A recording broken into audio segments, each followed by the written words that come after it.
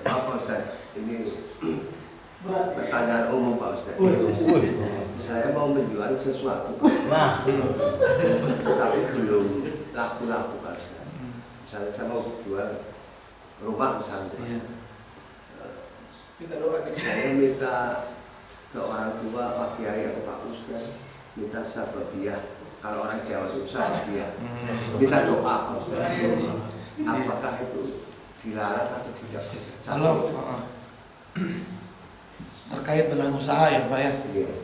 Nah ini yang perlu kita luruskan juga. Kadang ada orang minta, kalau bahasa orang awamnya minta disyariatin. Ya minta syariat, maksudnya syariat itu apa? Amalan khusus yang bisa mewujudkan keinginan orang tersebut. Nah, dalam Islam sebenarnya ada, tapi yang perlu kita perhatikan ada dalilnya apa enggak. Jangan misalnya, udah kamu banyakin aja zikir sehari 1000 kali. Nah, landasannya apa? Karena dalam meminta amalan ibadah kita bisa lakukan kalau ada dasar hukumnya seperti itu. Nah, saya mungkin sampaikan dengan kisah ya. Ada namanya Abdurrahman bin Auf, Pak. Sahabat Nabi yang super kaya. Kenapa saya bilang super kaya? Dia pernah bagi-bagiin duit secara sukarela. Kalau ditotal dengan rupiah saat ini kurang lebih 6 miliar dia keluarin duit buat dibagi-bagikan saat itu juga. Bayangin Pak, kita ngelihat orang ngebagiin uang 100 juta aja di tengah jalan belum pernah 6 miliar dia bagiin. Itu kenapa bisa begitu? Jadi dulunya dia juga orang yang nggak punya apa-apa ketika hijrah ke kota Madinah, tapi dia berusaha berikhtiar dan selalu mendampingi usahanya dengan sedekah. Nah ini Pak, rahasia sedekah. Dia bersedekah. Pernah suatu ketika dia jualan, dapat untung 1 peti emas, kalau bahasanya dalam riwayat 1 peti emas lah. Ya kalau kita mungkin bangsa berapa juta gitu ya dapat. Tapi keuntungan itu sama dia dan istrinya langsung disedekain Pak. Untungnya ya, bukan sama modal-modal. Kalau sama modalnya ntar dia bingung jualannya lagi. Untungnya itu dia sedekain saat itu juga. Dan alhamdulillah punya istri ngedukung. Nggak ada tuh bang, minta jatah dulu baru kan. Belum beli emas, belum beli baju, udah enggak. Alhamdulillah. Besok dia usaha Pak, dapat untung 2 peti emas. Karena dulu kan mata uangnya kan emas ya. Padahal yang dia jual sama, jumlahnya juga sama, harganya sama, tapi untungnya 2 kali lipat. Dari mana coba? Allah Subhanahu wa taala itu mudah bagi Allah. Dia kasih lagi tuh 2 peti, besoknya dapat 3.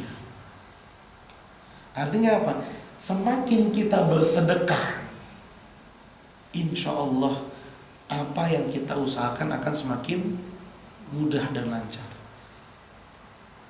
Dan dalam rumusan sedekah Pak, jadi rumusannya gini, apa yang kita keluarin dibagi dengan yang kita harapin.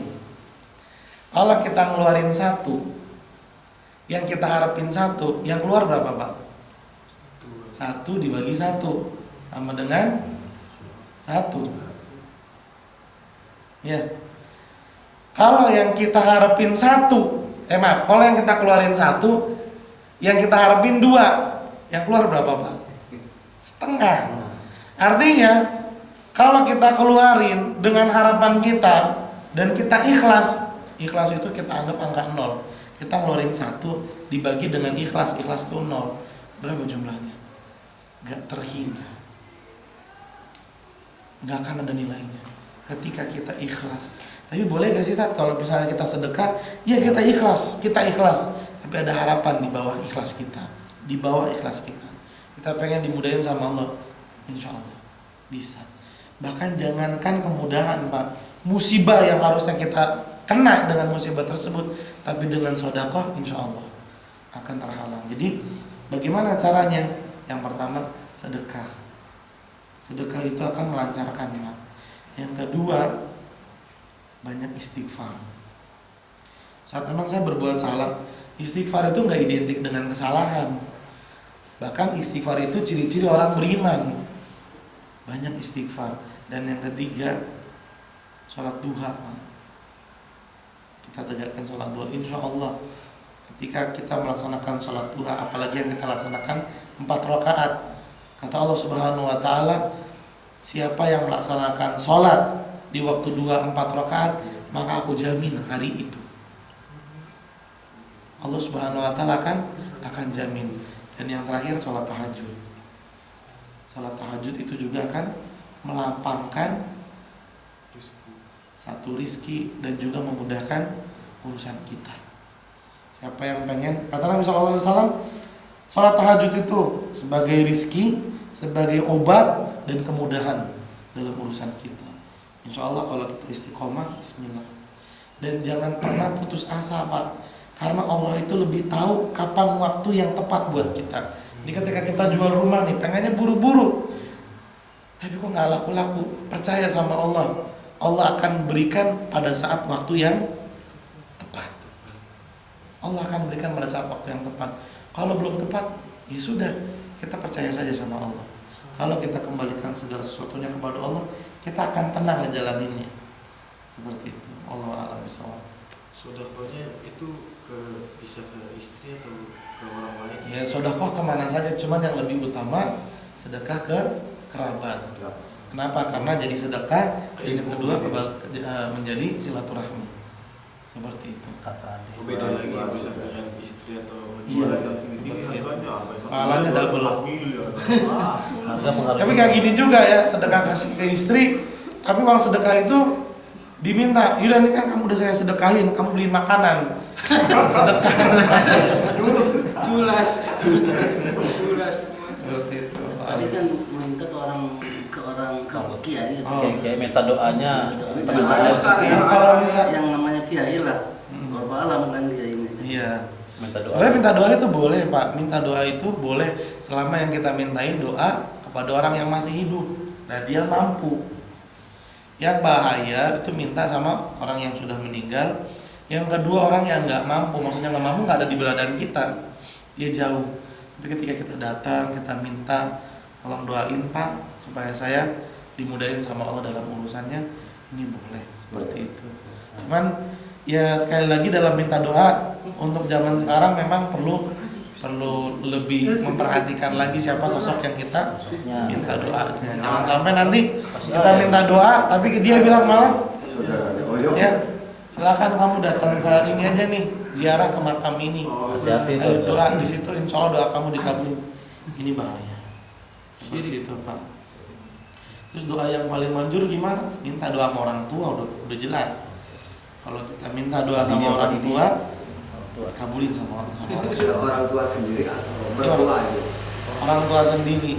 Orang mertua sendiri kan sudah pulang. Kalau mertua, Dua-duanya sudah pulang. mertuanya. Orang tua sendiri. Oh, orang tua saya, Masya Allah. Apa RT apa RT? Orang tua juga. Iya. Dan kalau mau cepat, orang-orang miskin juga, Pak. Mereka doa, di antara doa yang cepat dikabulkan sama Allah Subhanahu wa Ta'ala adalah doanya orang fakir miskin. Yatim piatu apalagi. Kasih saudara. Jadi baru saudara Iya. itu. Pasti ngedoain ya. Nasi jadi 5.000 kita doain di rumah. 5.000 masihnya. Enggak diminta aja ngedoain ya. Doain saya. Yang mana Itu dosa. Musibah itu bagi, jadi gini, musibah itu ada 3 ya. Bagi orang kafir itu azab, ya, kemudian bagi orang yang fasik, bagi orang yang fasik itu teguran. Fasik itu orang yang nggak taat, yang berbuat dosa. Bagi orang yang beriman itu justru nikmat. Kenapa nikmatnya? Karena dengan musibah tersebut dia akan mendapatkan ridhonya Allah. Dia akan mendapatkan derajat yang lebih tinggi, pahala yang besar. Nah, berarti kalau misalnya kita kena musibah itu apa ya, introspeksi diri kita ini masuknya kemana gitu. Kalau kita orang yang beriman, kita orang yang saleh, insya Allah itu merupakan tambahan bonus dari Allah Subhanahu wa Ta'ala. Tapi kalau misalnya kita pernah berbuat salah, ya boleh jadi itu adalah teguran buat kita. Dan dosa itu ada adilnya sih, ada. Jangan pernah mengira kalau kita berbuat dosa langsung dibayar instan saat itu juga nggak gitu.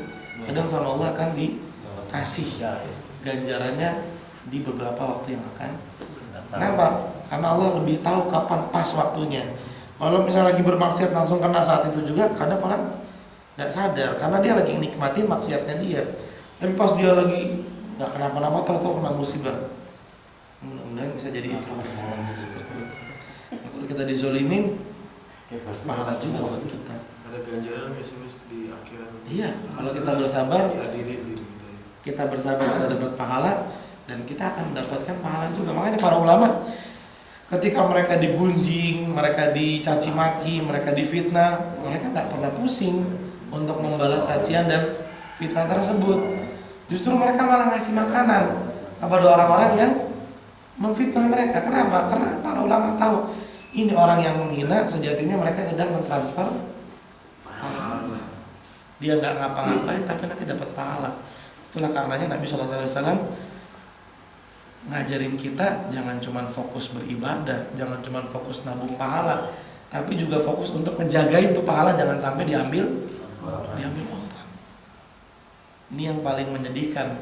Kelak di hari kiamat orang tua nggak bisa ngasih pahala buat keluarganya, tapi pahalanya malah diambilin sama orang lain. Nggak bisa ngasih buat anak istrinya, nggak bisa ngasih buat orang tuanya, tapi pahalanya malah dikasih-kasihin kepada. Kok bisa? Karena kezoliman yang dia. Tadi kita harus berhati-hati dari kezoliman.